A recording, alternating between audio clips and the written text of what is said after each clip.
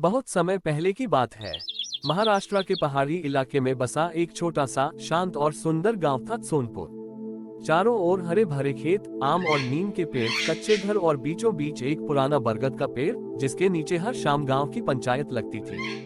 सोनपुर अपने आप में साधारण गांव था, लेकिन एक बात बहुत खास थी। गांव में एक पुराने खजाने की कहानी पीढ़ियों से चली आ रही थी। बुजुर्ग कहते थे कि आज से करीब 150 साल पहले जब अंग्रेज भारत पर राज करते थे, तब सोनपुर के जमींदार रघुनाथराव देशमुख ने गांव की रक्षा और लोगों की मदद के लिए बहुत सारा सोना चांदी इकट्ठा किया था। लेकिन एक रात अचानक अंग्रेज सिपाही गांव पर हमला करने वाले थे। रघुनाथराव ने पूरा खजाना कहीं छुपा दिया, इतना गुप्त कि फिर कोई उसे ढूंढ न सका। कहा जाता था, जो खजाना लालच से ढूंढेगा वह बर्बाद होगा, जो सच्चे दिल से ढूंढेगा वही उसे पाएगा। शिवांश कहानी का नायक इसी गांव में रहता था। शिवांश 15 साल का होशियार और जिज्ञासु लड़का।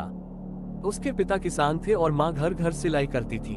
शिवांश पढ़ाई में तेज था और इतिहास की कहानियां सुनना उसे बहुत पसंद था। एक दिन स्कूल की पुरानी लाइब्रेरी में उसे एक फटी पुरानी डायरी मिली। डायरी के पहले पन्ने पर लिखा था, ये डायरी रघुनाथराव देशमुख की है। शिवांश की आंखें चमक उठी। डायरी में साफ साफ खजाने का जिक्र नहीं था, लेकिन कुछ अजीब बातें लिखी थी। बरगद की छाया जब पूरब को झुके, जहां पानी गाता है, पत्थर रास्ता बताते हैं, 3 निशान, एक सत्य। शिवांश समझ गया, ये पहेलियां हैं। साथ मिली मीरा। शिवांश ने अपनी सबसे अच्छी दोस्त मीरा को ये सब बताया। मीरा समझदार और साहसी लड़की थी। दोनों ने तय किया कि वे इस रहस्य को सुलझाएंगे, लेकिन किसी को बताए बिना। पहला निशान, बरगद का पेड़। शाम के समय जब सूरज ढल रहा था, बरगद की छाया सच में पूरब की ओर झुक रही थी। पेड़ की जड़ों के पास उन्हें पत्थर पर खुदा हुआ त्रिशूल का निशान मिला।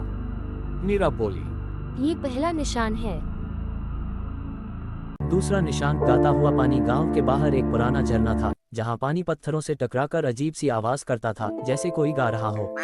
वहां उन्हें 3 सपाट पत्थर मिले, जिन पर अलग अलग चिन्ह बने थे, सूरज, चांद और दीपक। शिवांश बोला, 3 निशान यही होंगे। तीसरा निशान, सच्चाई की परीक्षा। डायरी के आखिरी पन्ने पर लिखा था, जो दूसरों का भला चाहे वही आगे बढ़े। तभी अचानक उन्हें गांव का बाबा कालूराम मिल गया। वह सब जानता हुआ सा मुस्कुराया और बोला, बच्चों, खजाना सोना नहीं होता, पहले ये समझो।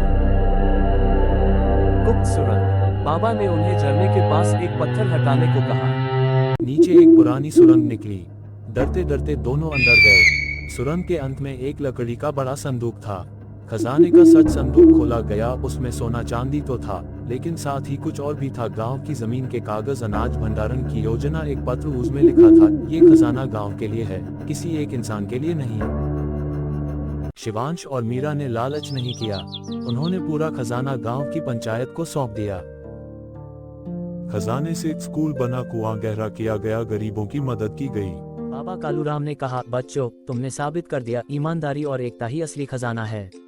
कहानी का अंत, शिवांश और मीरा गांव के नायक बन गए, लेकिन उन्हें गर्व इस बात का था कि उन्होंने खजाना नहीं, अपने गांव का भविष्य खोजा था। अगर आपको कहानी अच्छी लगी तो लाइक और सब्सक्राइब जरूर करें। धन्यवाद।